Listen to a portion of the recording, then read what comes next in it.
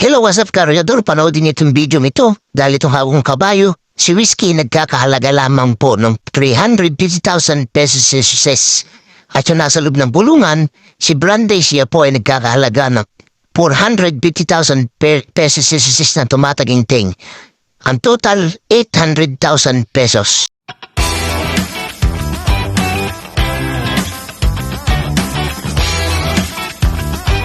Hello, Karyador. Dito tayo ngayon sa isang kaibigan natin na dumating from Manila to Real. Binisita natin kasama natin mga kaibigan natin mahing isda.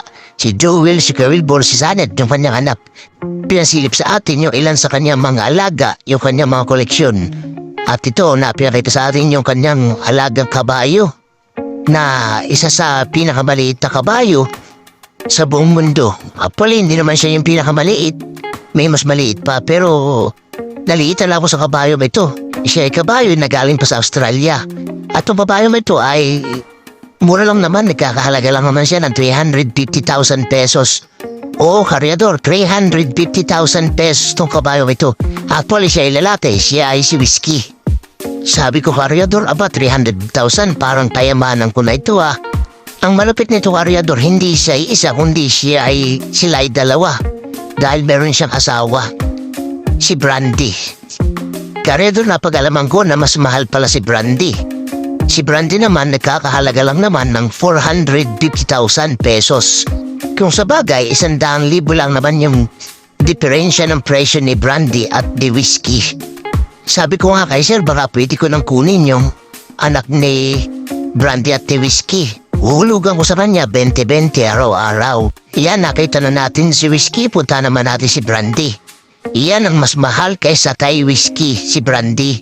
Dahil si Brandy ay isang babaeng kabayo. Dahil pagkapag babae daw, mas mahal ang presyo. Malita po si Brandy, nagdadalang kabayo. Pagkagaling ko doon sa dalawang kabayo, si Sunny naman at yung anak niya ang lumapit dito sa kabayo, kay Whiskey.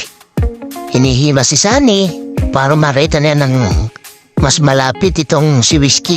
Bukod sa kabayo, maha ako dito sa lugar na tirahan ng kabayo at kasama natin si Wilbur. Hi, Wilbur. Kaway-kaway pag may time. So ito yung bahay ng kabayo. Mapapansin natin, nagkakahalaga siya ng 3 milyon hanggang 4 na milyon. Kasama pati mga bahod. Balita ko yung bahod galing pa China. Galing pa sa ibang bansa. Baka hindi ng 3 milyon hanggang 4 na milyon ang presyo na itong bahay nitong mga kabayong ito. Mapapasanal ka nilaan sa presyo ng bahay ng kabayong ito. Ito yung mga horseshoe. Horseshoe, sapatos ng kabayo. Mapapansin natin sa kulungan ito, maraming picture ng mga kabayo. At yan yung mag-ama ni Sunny. Nakasama natin. Nakapa ako maring isda at napansin ko rin, meron ditong motor si Sir. Lapitan natin at tingnan natin kung anong klaseng motor ito. Aba, Harley Davidson lang naman pala. Mura lang to. Mura lang to sa peryahan.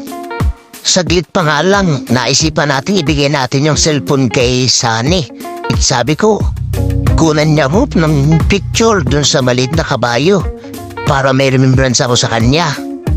Ayan, pinipicture na ako ni Sunny para meron akong remembrance.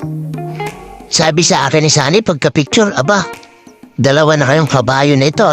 Ang total, naging 3 tuloy kaming kabayo. Lubit pa si Sunny para matiyak na 3 talaga yung kabayong nakuhanan niya. Pagkatapos ko mapicture ni Sunny, iniikot ko naman yung aking cellphone doon sa kabayo para mabidyoan uli.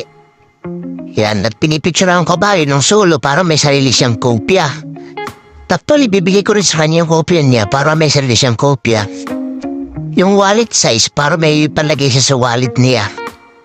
Pagkatapos nating mapicturean si Whiskey, pumunta naman tayo kay Brandy. Para si Brandy naman ang ating kunan ng picture. Para meron din siyang souvenir sa atin. At ibibigay ko rin naman kay Brandy yung picture.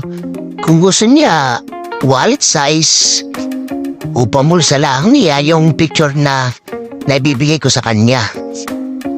At salamat, Joel. Magaling ka pala mag-video. Kuhang-kuha mo ang mukha ni Whiskey habang bumukurap.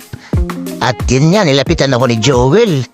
Unti-unti siyang lumalapit sa akin para bakura namin ang video itong si Brandy na kinakausap ko. Nagkakaintindihan naman kami kasi itong si Brandy, Australian. Ako naman ay Pilipinong amusin. At yan paredor, habang binibidyohan ako ni Joel, kami dalawa ni Brandy. Iniikot naman ni Joel yung camera dito sa Harley Davidson. At dito sa anak ni Sunny. Yan yung Harley Davidson ni Sir. Ang ganda.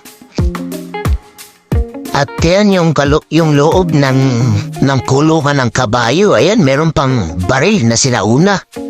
Tapos yan naman, binigyan kami ng pagkain ni Sir para pakainin namin tong si Whiskey. Binibigyan namin ng pagkain. Limutan ko rin tawag doon sa pagkain na sinabi ni Sir. 1,000 pesos lang naintindihan ko. Sarap itong si Whiskey doon sa pagkain yan. Parang chocolate. Para siyang chocobot. Nung mga bata pa kami, yung chocobot. Chocolate na gawa ng robot. Kaya nga chocobot. At yan naman si Sunny. Tinitingnan niya ang kulungan. Ito naman ako, nagpapakain ako ng kabayo, pinakakain ko si Brandy. Sarap din si Brandy yun. Pumupo na si Brandy. Kitang-kita yung pupo ni Brandy. Parang gumawa ng laing. At yan, pinalikan natin si Brandy. Napukusan din natin ng video si Brandy. At ito naman yung bahay na pinagawa ni Sir para sa kanyang mga koleksyong kabayo. 2 kabayo magkasawa. Tingnan nyo kaganda. Napaganda. Siguro ito ay more or less mga 2 to 3 million kasama yung kanyang mga bakod. Itong kabuuan ng presyo ng kulungan na itong mga kabayo na galing sa Australia. Plus 800,000. So around 4 million.